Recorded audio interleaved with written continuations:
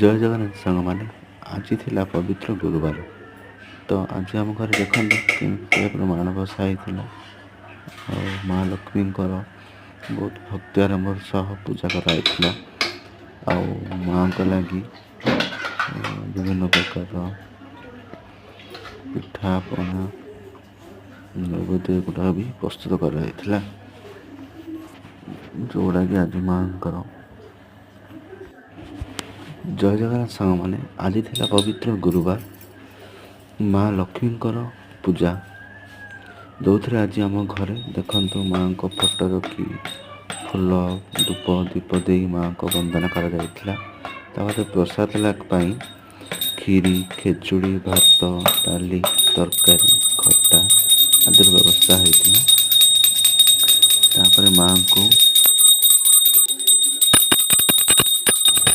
ତାପରେ ମାଆଙ୍କ ପାଇଁ ଅନ୍ନପ୍ରସାଦର ଭୋଗ ଅର୍ପଣ କରାଯାଇଥିଲା।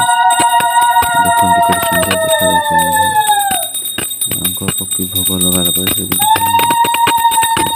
ଘଣ୍ଟା ହୁଳହୁଳିରେ ମାଆଙ୍କର ଆଜି ବହୁ ଆଡ଼ମ୍ବର ସହିତ ପୂଜା ଅର୍ଚ୍ଚନା କରାଯାଇଥିଲା।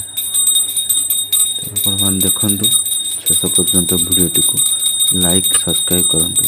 ରହିଲି। ଜୟ ଜଗନ୍ନାଥ, ଜୟ ମା ଲକ୍ଷ୍ମୀ। ଧନ୍ୟବାଦ।